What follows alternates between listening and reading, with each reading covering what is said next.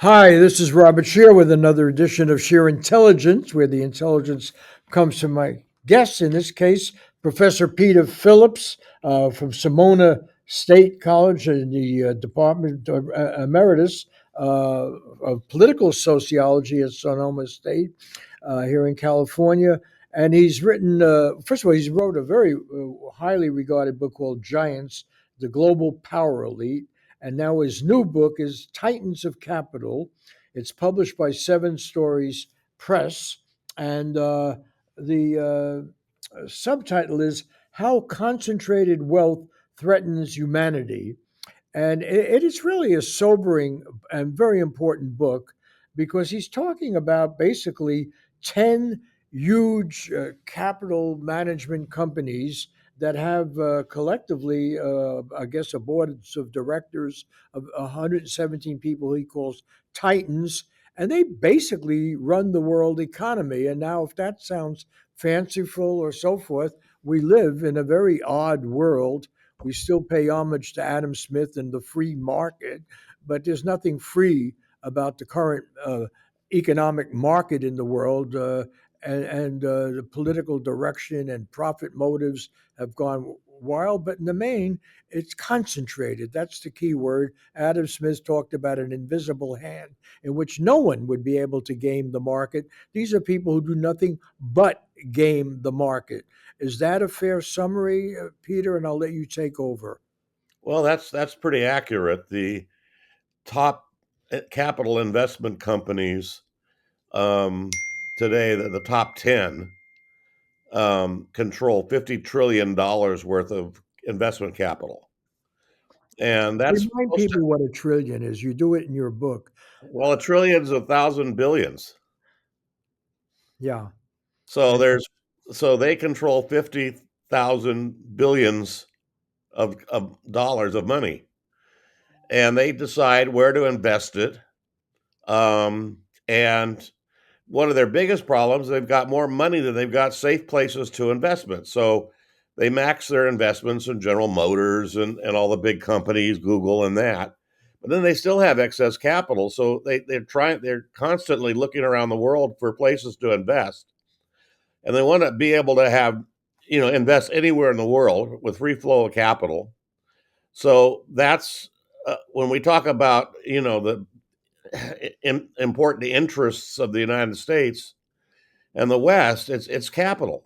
It's these companies and their ability to freely invest anywhere in the world, whether they can get a return. So they're looking for an 8% plus return, and sometimes they don't have enough places to do that, so they'll invest in the subprime mortgage loans, and which ended up, as a debacle. So they take risks, and they're trying to politically manipulate places like Russia to open back up their investment policies there.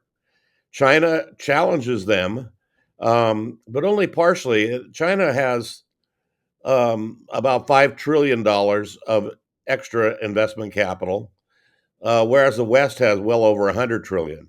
So China, in terms of capital for investment worldwide, is relatively minor in today's market. So these 10 companies that control $50 trillion are managed by only 117 people.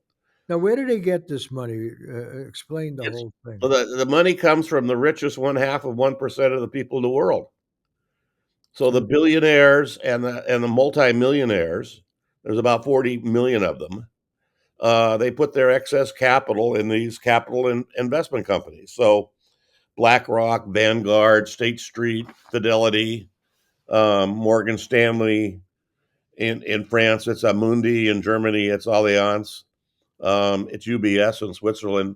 Those companies manage trillions of dollars of investment capital, and their goal, they have a fiduciary responsibility to get a return on that money for the people that give them the money. So it's free flowing capital, money that's in excess, that is invested all over the world, and it's not necessarily beneficial for most people. So there's dangers of these some of their investments, as well as increasingly concentrating wealth. So this has doubled. The book I wrote 5 years ago called Giants. At that time, there were 17 companies that were giants. I called them giants. They were $1 trillion capital investment companies. BlackRock was the biggest with Ford almost 5 trillion. Now they've all doubled. BlackRock is 10 trillion. Vanguard is 9 trillion. I mean, so they've doubled in their wealth concentration. And that means that the upper 0.5% of the people got richer, and basically the rest of the world got poorer. So I mean, you can't continue to concentrate wealth in the upper 1%, and not have it negatively impact other people, especially the bottom. The bottom half of the world lives on $6 a day or less. That's incredible to think about it. 80% of the world lives on $10 a day or less. So the wealth is incredibly concentrated in the top 20%, and then actually more of the top 1% of the people in the world control the wealth. They continue to increase it, concentrate it, and that gives them greater power over what's happening in the world today. I want to. Every time you talk about economics, most people say, "Wow, I don't understand it," or "I'm bored," or so forth. Uh, and these numbers are difficult to comprehend. But actually, what is so important about your book, and I highly recommend it, it challenges the basic narrative of what's going on about everything from climate change to our confrontation with other countries, and of course the growing income gap, which is we're right at the end of an election season here, and the real question is why are so many people unhappy? We have half the country thinks the other half of the country is crazy, and you vote for the other person, we're going to have fascism or madness or communism or whatever, depending on whether you're a Trumper or you're supporting the Biden-Harris administration's running of the country, and people correctly feel alienated from the process, so they think they have conspiracy theories, and they think, but they're not conspiracy theories. The fact is, decision making is not made at this election, and basically the companies you're talking about, are the same companies that were involved in the housing meltdown, that are involved in a lot of the dangerous mischief that has played havoc with the world economy. But I want to return to my opening statement, which is maybe, and this is something you won't get from any business school or most departments of economics. There are occasional economists who write about it.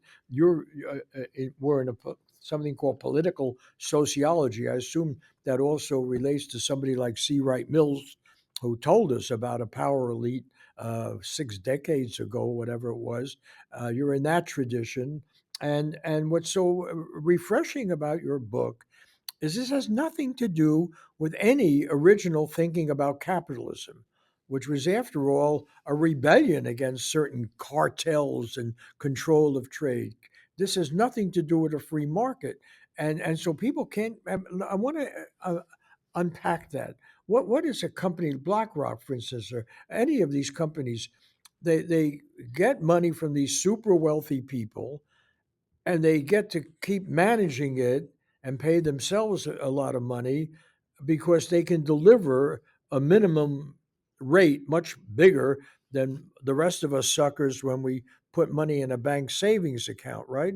So why don't you give Absolutely. us that broad picture? Well, the broad picture is that the global 1%, or actually the one half of 1%, is controlling increasingly amounts of capital, and they farm that capital out to these capital management investment companies, which have doubled in size in the past 5 years. And the top 10 today control $50 trillion. That's 50,000 billions uh, worth of money. And they're invested everywhere in the world, What including China percentage, and what Russia. what percentage of world wealth would that be? How does compare what the lower 98% have, or the lower 50%, or what have you? Oh, it's far in excess. And it depends how you could define wealth as property, or you could define wealth as stocks.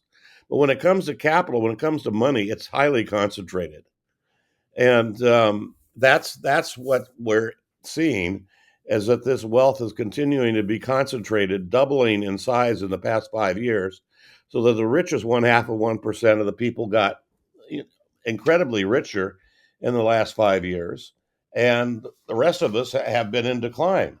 And that So, includes the pandemic, right? well, These it was people tied to made the out like pandemic. bandits The in the pandemic, pandemic.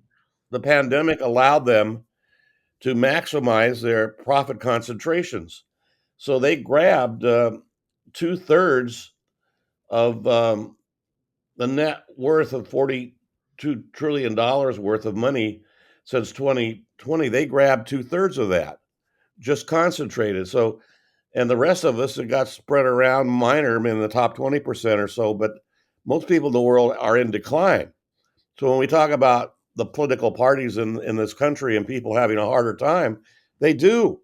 Half the country, at some point, the families can't afford food for everybody. It's quite diabolical in a sense that this concentrated wealth manages everything, controls everything, and that we have very little say. And whoever we elect as president, it's not going to make any difference because they're managed by capital. They're there to protect global capital. That's what the American political system is about. That's what the political systems in the West are about. They see capital as a vital interest of the West. And that's why we have military bases all over the world, to protect capital and to ensure that debts get repaid, and that this capital continues to grow and expand.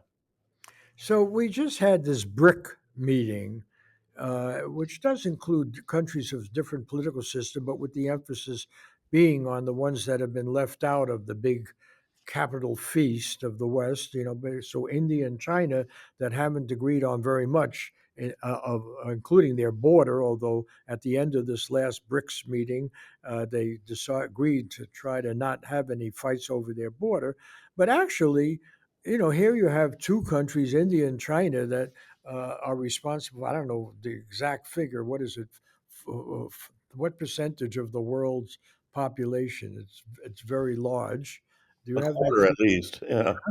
a quarter at least? Okay, and then you throw in Brazil, you throw in other countries that are also part of this BRIC thing, and what they're saying is, hey, we've been left out of this, even though, like in the case of China, these same capital companies, they go in there, invest and so forth, but they're playing with those economies. They're able to manipulate economies because they take money out of one investment, put it in another, they reward one and not another. And like you mentioned, even subprime mortgages that hurt a lot of people, but if they can make money off it, they're going to do it. So you have this incredible center of power, much more significant than C. Wright Mills, who I think wrote, most compellingly about a power elite. That was the title of his book, and I don't know how often it's referred to in American colleges or universities. But the fact of the matter is, and if I say it's alarming, then some people say, well, then it can't be true.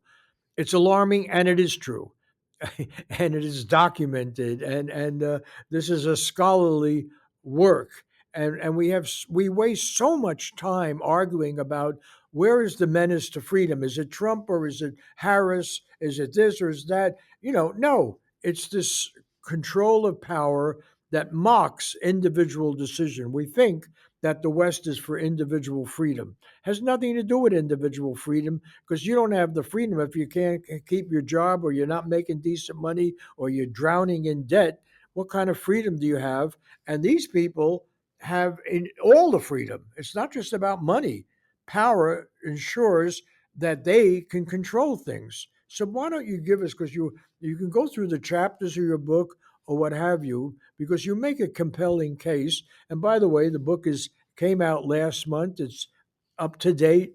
It's available. So I highly recommend it. Again, the title is Titans of Capital. It's by Peter Phillips, and it's Seven Story Press. Full disclosure, I had a book once published by Seven Story Press.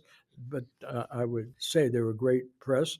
But take us through really the argument of the book, because it's backed up, it's researched, it's documented, and so it's not just, yes, it's a provocative idea. It certainly is, because most people have in these think tanks and everything have been bought off by precisely the money that's made by these capital groups. So you can't rely on them, and most of these and the main universities have certainly been co-opted by them. So give us the broad picture and that your book outlines.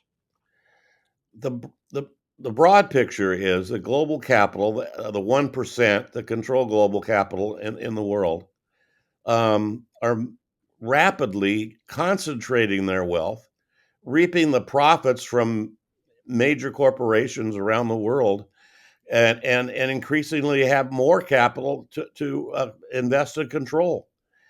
They the top 1%, actually the top one half of 1%, 40 million multi-billionaires and billionaires, um, control, that these huge amounts of global capital that they own personally, and then they hand it over to these capital investment companies, like BlackRock and Vanguard and State Street, that have doubled in size in the past 5 years alone. So my book is an alarming statement that capital is being concentrated by the top 1%. It's accelerating, and it has many negative consequences that impact all. But the worst, I think, is with half the people in the world living on poverty wages. And for the UN defines extreme poverty as $2.15 a day. There's 700 million people living at that level now.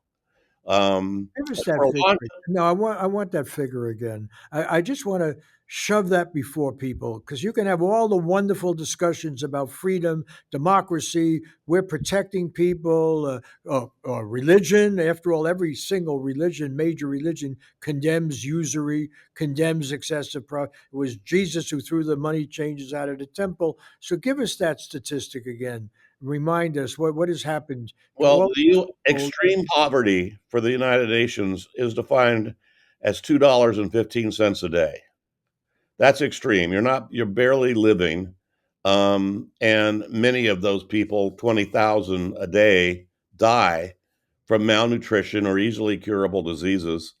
So there's an ongoing slaughter of people that are because of inequality that's daily. So it's 140,000 a week. I mean, it's millions a year are dying at this poverty level of extreme poverty, and that poverty level has increased. Now, capital investments, as I was saying, extreme poverty before the pandemic had been declining a bit.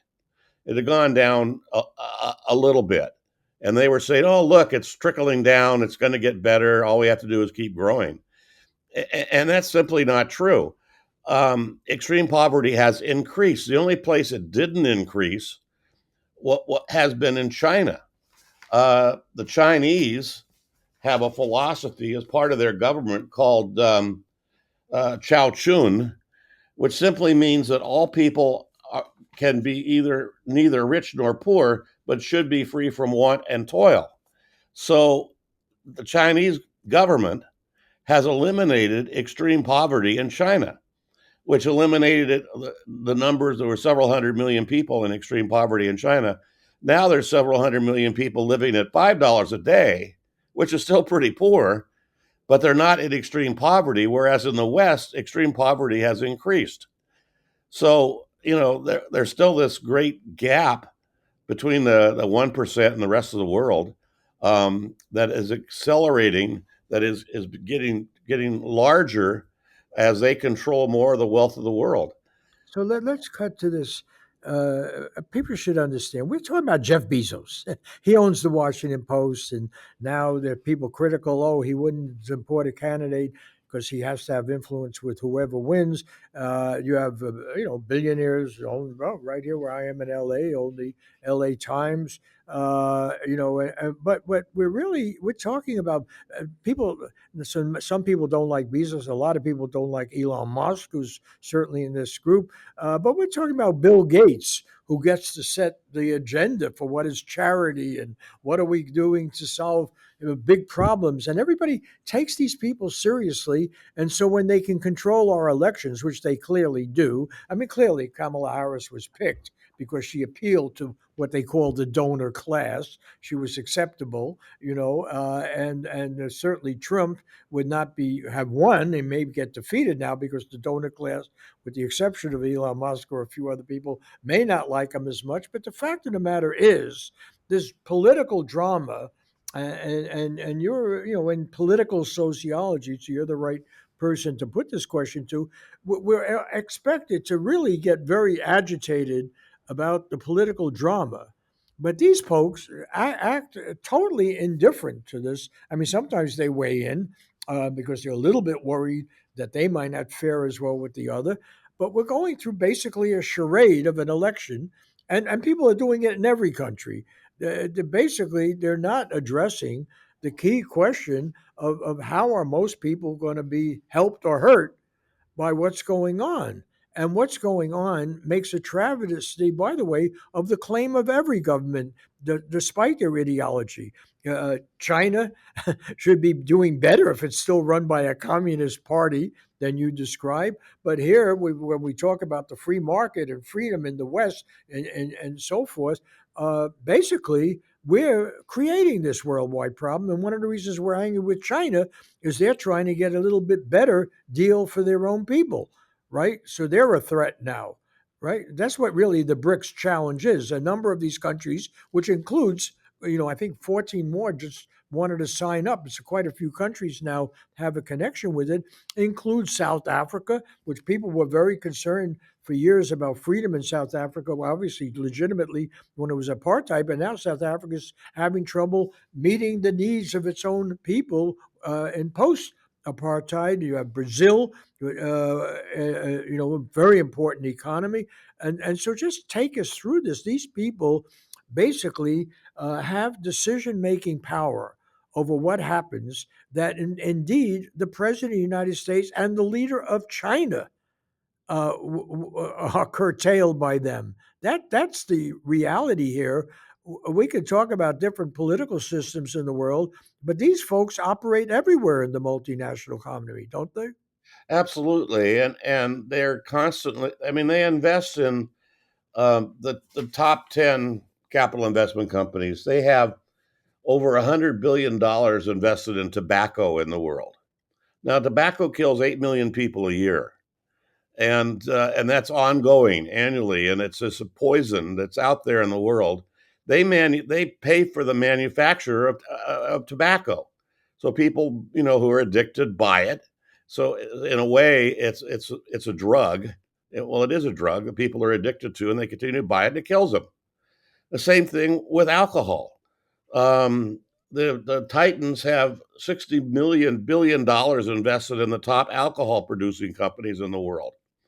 Now, alcohol, half the profits in alcohol are made from 10% of the people who are alcoholics. So, an alcoholic is someone who drinks 75 drinks a week, and there's 20 million of them and 24 million of them in the United States. They're the ones that give the profit to the alcohol industry.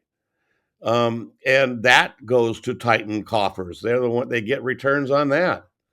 They also, I mean, so they have, when we talk about global warming, the Titans have over $400 billion invested in the top 9 oil companies. They finance oil production, which has doubled in the last few Step years, for a not minute. declined. Step That's why for global warming's continuing. Okay, but just let's go through that statistic because we're this is going to be broadcast just before this. People feel this is a world shattering election in significance. Say half the people in the country think the other half will destroy their way of life. And there's a real danger of that. There's a great deal of instability. I'm not mocking that. But the fact of the matter is, these people are going to profit and control things no matter who wins this election. Absolutely. So I want you to go through that example with oil, because you can talk all you want about climate change and your intention, and oh, Trump was insensitive, and now Harris will be sensitive, but they're not going to make. Neither of them are going to make the key decisions, right? Their donor class is going to make it through these 10 companies. That's where the donor class, the big donor class, is putting their money. Isn't that the message here? That's absolutely true. So when you talk about only 10 companies controlling 50 trillion, then there's only 31 companies that control 83 trillion dollars worth of capital. So there are 17 giants 5 years ago. Now there's 31 giants. These are capital investment companies that manage wealth. And But the donor class, that's the donor class puts their money that's where with they put these their money. people. I mean, Absolutely. people have to understand it, because when you read the New York Times, you think, oh, the donor class. What are they? Oh, they're nice people. They help the blind. They help, well, the donor class. Oh, nice of them. Bill Gates, he helps people read or something. But this donor class has put capitalism or socialism or anything else in the world right to the side, pushed it to the side, and they say, we want ours, and we want it in extreme amounts, and we don't care that income inequality in the world is widening to alarming, again the word, alarming degree, because of what we do, and They we are most unaccountable, and we want a president, whoever we back, we back both of them. We want a president in the most powerful economy with the biggest military and all of its 750 bases. We want that president to be not to touch us, not to interfere with what we do, right? That's what they all agree on. absolutely. And I mean, this upper 1%, this what you're calling the donor class, the capitalist. No, I don't call them that. The New York Times calls them the donor class, because they're the people, obviously, who picked Harris. That's why there wasn't a new primary. They kept Biden in there as long as they could. And they're the people that picked Trump. They tried an experiment with him for 4 years. Now some of them are scared about that. But this donor class is going to end up with a president that certainly will not trouble their system of private investment of their private billionaire funds. That is the story. It's not taught, it's not described, it's not dealt with by the media. If you want, I know you did work with Project Censored, an admirable group, but this is not censorship by fiat. It's just by consensus of the super rich who control the media, control governments, and almost irrespective of what kind of political system you have. That's pretty accurate, I would say. Um, the 1% have the wealth. The rest of us get by. Some of us get by. Most of the world doesn't get by very well at all. And at the bottom, thousands of people are dying every day because of malnutrition and inequality. So So, go back to oil. I cut you off, and it's an important example. We well, could talk about climate global change. warming is happening. It continues to happen. The Paris Accords that said we weren't going to get above, the certain percentages are in the past. We're producing more carbon dioxide than ever, and they're hoping for a technological fix that they'll be able to build these giant air sucking machines that will take the carbon dioxide out and keep the air breathable. Al Gore thinks that's absolutely ridiculous, but there's no turning back from this capital investment, which includes oil, and there's no cutting back on that. There's no cutting back on building nuclear weapons and weapons of war. That's very profitable. 260 billion dollars of capital investment from the 1% are invested in the war companies. All of them make money off the war in Israel. All of them are making money, by the bombs that are being dropped on Gaza. Um, I did a research on the 26 companies that the Friends Committee on Legislation had identified as profit making for the war on Israel, and they're have they're making millions of dollars off of selling weapons of war. A big part of that is weapons that Israel's buying, which are primarily financed by the U.S. So U.S. tax dollars finance weapons production for Israel to acquire or use. We give that away, and it's designed to continue to protect um, investment capital worldwide. There's no other way to say it. Um, the investor class, well, 1%, has control of the financial resources of the world. They do this now through investment management companies who are identifiable. And the people who manage those companies, I list all 117 of them in the book. So you can take people like,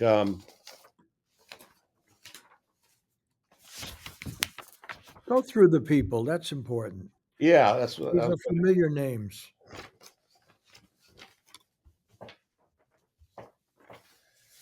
all right. Well, the number one titan is Larry Do Fink. you have a copy of the book you can hold up for the people who watch this on Yeah, video? absolutely. Here's the book.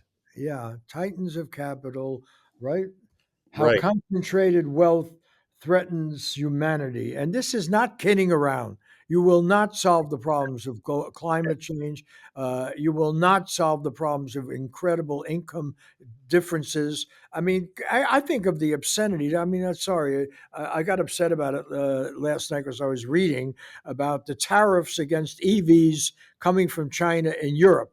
Europe is complicit with the United States in trying to control the world economy, and they've done a good job of it from their own pocketbook. And here's China trying to feed you. When I was in the Center for Chinese Studies at UC Berkeley, we said China could never develop because they had so many people. They got a billion more. They're trying to feed them, and they're finally making some progress in doing that. And say, oh no, you can't sell your cars in Europe, but we can sell our Mercedes and BMWs in China. And now, we're threatening war. We're actually thinking about, our military is actually thinking about what would surely be World War III and destroy the planet with China.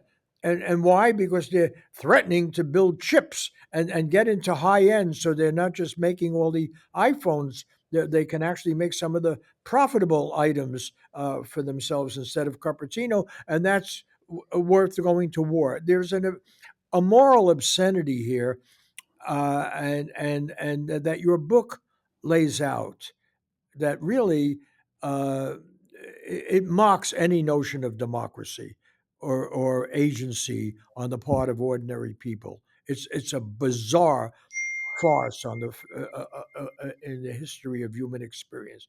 Bizarre, and your book does about as good a job as I know of laying it out.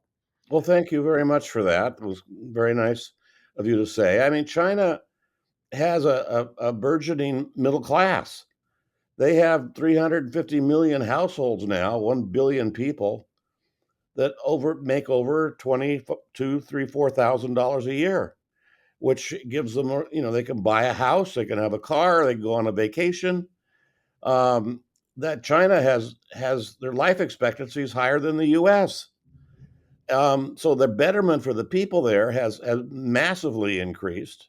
There's still a large number of poor people, several hundred million at $5 a day, but and there's problems with how their political system works and repression and a variety of other issues. But nonetheless, their population overall is doing better than the rest of the world. Yeah, so think about Nancy Pelosi when she insisted on bringing up the Taiwan issue. Let's provoke China on Taiwan. And here, Nancy Pelosi, has serviced this predatory economy of ours, has given these greed mongers and the people that you are describing uh, everything they have wanted when she's been, to the degree that she's been in power and one of the most powerful people in the United States. So instead of saying, which would be constructive, pointing out, yes, it would be better if China also recognized the human right to be in a labor union and recognized other human rights of people to organize and get better pay and maybe strike against Apple, so those people driven to suicide, working long hours, assembling our iPhones, maybe they should get better pay. There are human rights issues in China and elsewhere, including the United States, but they also relate to the economic rewards and so forth. Instead of that, she's going to pick up this old fight about between Taiwan and China, and I'm bringing her up because she represents, for a lot of people I know, enlightened Democratic Party leadership. And then, of course, Trump is particularly evil on this stuff because he blamed China for everything, including the pandemic. Everything else. So we live in a world where we don't have adults watching the store, but they are watching their own private wealth, and that's really the power of your book. That so much of what we do engages in a charade about power, the real power, and you bring it up. It's a number. There are 117 titans, but that's not a gimmick. It's a reality check. And those are the people, let's remind people what we're talking about. They have to deliver a certain return. So the billionaire and the upper millionaire, I wouldn't insult it by throwing in every millionaire. A million is nothing now. It's chump change to these people. But the billionaire class and these super wealthy people, this is private investor. They go to these companies. They're demanding an incredible return. It mocks any kind of saving account any normal person could have or do with their money, and they set the whole agenda. That is really what we're talking about. It's not just Elon Musk. He's just one of them, maybe one of the more offensive or visible people, or a Peter Thiel, but Bill Gates, uh, even like I was just the other day, the Atlantic magazine, which celebrates this whole global economy. And if you go to Apple News, which is our main source of news now, Google News or Apple News, these other organizations like the New York Times and so forth, they circulate really through them. And then, I'm not going to put down Steve Jobs' widow, but she pays for the Atlantic Council. Is she experiencing this pain? I'm sure her money is being managed in this same way. Yeah, absolutely. So what are we talking about? We're Well, talking the about money managers, they're concerned that China's economy is now on par with the U.S., that they will be limited in their ability to continue to grow and expand by China. And they've got 30 billion invested in China, but it's against the law to invest in companies in China that support their military, so they can't invest there. But there's still widespread Titan investments in China. But it's the wealth that they're seeing, if they want to continue to see it grow. China is conceived as a threat. Plus, China is controlled by the Chinese Communist Party, which is a political party that is not controlled by rich people. The Chinese Communist Party, they have 600 billionaires in China.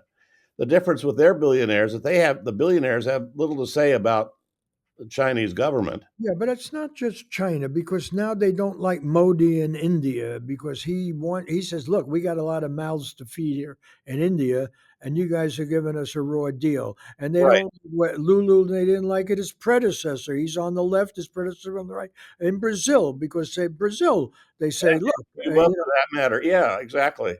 and so it's Anywhere, not even their political system, their religion, even Saudi Arabia, they don't like, because Saudi Arabia says, wait a minute, we may run out of oil and we got people here and we got to do some green energy and we got to do something. And besides, you're going to screw us. So we're going to sell. We're not going to undermine Russia right now. That was the big betrayal here. If Saudi Arabia wanted to, they could have undermined Putin, and just let the oil flow out and make less money and wipe him out. but they didn't go along, and then you have this emerging alliance in the world. This is why I bring up BRICS, and where you make a very important point. They are willing to restrain this investor gang. I'm going to call them a gang. You call them, what did you call them? What's your title? Titans. Titans dignifies this. They're the people who did the banking swindle in the United States. The Titans is too dignified. These people are hustlers. They're scam artists. If they were the mafia, you throw them in jail, but not one of them went to jail. And these people are quite willing to rip off the whole world. You know, and that's really the issue. It has nothing that we didn't like Russia when it was communist. We don't like Russia when it's anti-communist. After all, Putin defeated the communists, so that is all part of an old play theater. We didn't like India when they were neutral, and Nehru and that, and we don't like them with Modi, because anybody who stands up for their own nation and their own people, because otherwise they're going to get trouble. People are going to revolt against them. They're the enemy, because they're going to get in the way of you getting, what did you say, the minimal profit they have to come up with? Well, 8+%. Yeah. All right. So they're going to get in the way with that. If they allow you to do that, which when China was fine with that, then nobody's going to move against them. And probably Elon Musk is whispering in Donald Trump's ear, hey, wait a minute, I got my biggest plant there in Shanghai, so don't go too far with your rhetoric. So there is a countervailing power. If these people can make their money plundering China or India or Brazil, they're going to do it, right? It's just when those people get uppity and say, hey, we got to get a bigger piece of the pie, that the Titan group says, wait a minute, maybe you got to be reined in. And we do have our military, we do have these Western governments that will do our bidding. That's really the big Well, message here. that and then there's policy groups. The largest now is the World Economic Forum, which is the top 2 to 3 thousand corporations in the world send their CEOs there to Davos every year, and there's global leaders attend, and they're talking about a better capitalism, a state what they call stakeholders capitalism. In other words, capitalism with a conscience, and that they're going to try to do this environmental, social, and governmental protections, ESG protections, in terms of how investment capital is decided where it's invested. Um, it's not working. They're not doing anything different other than allowing the continued concentration of capital globally. And they're trying to protect that. And ESG is a sort of propaganda, um, newspaper release media concept that we're trying to have betterment in the world, and that it's going to trickle down, and that's not happening. It's clear that the global warming's worse, the dangers of war are higher, and wealth is even more concentrated. That's Let the me let bottom me line. stop you with that sentence, because that is to my money, uh, the real message of your book is that we're in this charade of arguing about everything in the sun except where is power. And the things that concern us, all the issues, the quality of life, our individual freedom. We're not going to have individual freedom if people are not surviving economically, if they're not getting what they think is a decent share. So we got only a few minutes. If you could just, I want people to understand this is not just another book. And you can disagree with things in it, you can argue and so forth, but if the message of this book is correct, then we are wasting a hell of a lot of time, whether we're in the Trumpist part or where the super, Harris is great and the new, and it's important to have it is to have a woman and a woman of color be president. Yes, let's break the glass ceiling, it has to be broken. But if you read this book, you will understand, if we don't hold anybody we're going to vote for and hold their feet to the fire and say, are you dealing where titans of capital, Peter Phillips, if you're not dealing with this issue, this is all a con game. It's all a Ponzi scheme.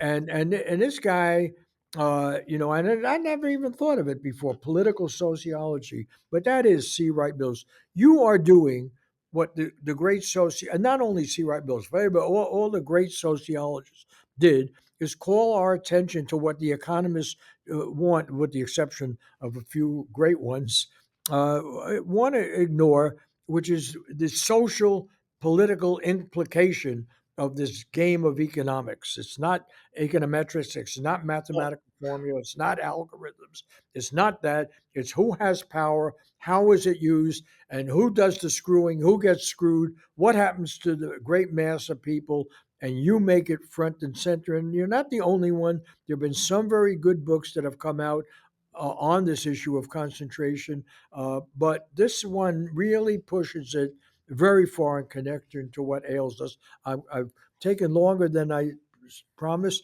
but why don't you summarize it and take this time now? I'll manage to shut Well, up I and tell me what we left out.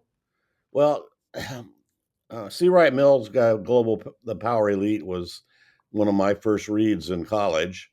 And right at the same time, Bill Domhoff was writing the books Who Rules America, which he's done a lot of, and he really says there was an upper class system in the U.S., university, private club based, that was making the policy decisions for the government.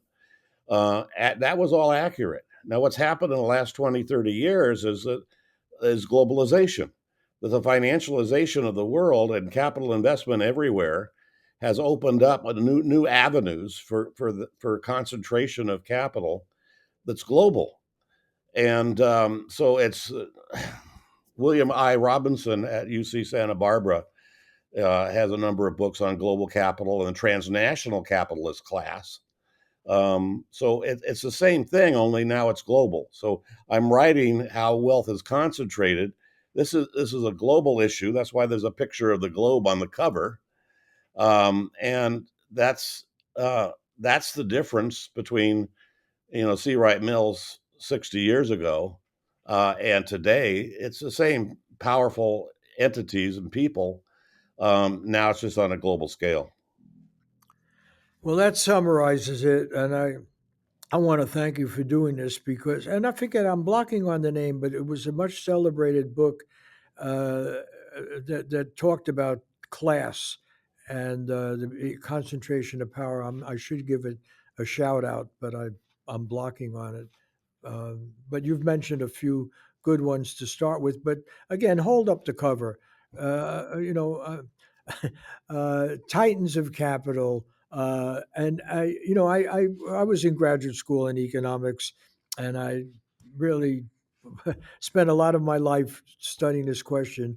I think you hit the well. I hope it's not the third rail, but you expose the raw nerve of our system. And if people don't, they can disagree or argue, but if they don't start or include in their conversation the ideas, whether they come from you, and they come from you, I think, better at this point than just about anywhere else. But if people don't factor this in, they're really wasting their time. They're not discussing what's going on, and yeah, and we're not gonna prevent the nuclear war unless global warming steps up, and that comes first. But we're in a whole lot of trouble. Most people, even in the United States, know that, and I say even because we have the delusion that we have good people running things, and they're going to come around to their senses. But most of us don't believe that anymore. The reason we're in so much pain and so much trouble is that our schools have trained these titans. They've justified our academic world, our political establishment in the West, in the democratic world, in the free world, has actually propagandized for this ruling elite of serving the rich. That's all that they're expected to do is serve the super wealthy, and that this extreme class difference, remember why they crushed Occupy? Because it called attention in the face of Wall Street, right there, in the face of the major cities. It was primarily Democratic mayors who ended up calling out the cops and arresting people in cities like Los Angeles and Boston and elsewhere.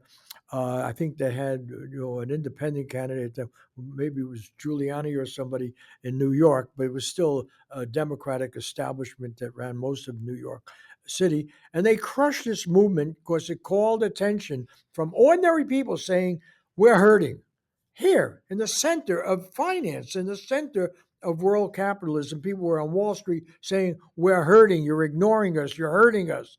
Okay, not ignoring, you're hurting us. Stop it. And they were crushed. They were arrested. The movement was broken. And then people are surprised we get a right wing rebellion in Donald Trump in this election because other people were not living in Manhattan and they can see the pain. And so they went for a right wing populist instead of for a progressive populist like Bernie Sanders, who did respond to the Occupy movement. And what do we have? We have a situation. This is the most startling statistic I didn't get from your book. I just got it from you now. Maybe it's in your book. You said it's doubled in the last 5 years. Yes, absolutely. These Ghanafs have taken double what they got, or what? No, their wealth is increasing very rapidly, and these wealth management companies have doubled the amount of capital that they're managing. So, okay, maybe That's that coming from that the is upper. alarming, but it's not alarmist. Okay, it's truth, and you got to face it. All right, I'll end on that. I want to thank you for doing that. And could you hold up the book one more time? I always forget to do Thank you that. for Yes. having me on, Bob. I greatly And, appreciate if you it. can't read an old-fashioned book, get it on Kindle. Get it somewhere. Get it from a small surviving bookstore, but get it. ProjectCensor.org. I'm sorry. Tell them again. ProjectCensor.org. Object Censored. I've had other people on from that. It's great. Okay, I want to thank Christopher Ho and Laura Kondarajian at KCRW, a fairly independent NPR, I shouldn't say fairly, a good independent NPR station and part of the NPR network. So it's good to know that in NPR there's still some desire to serve the underserved, and much of the media has forgotten that slogan. I want to thank Christopher Ho and Laura Kondarajian.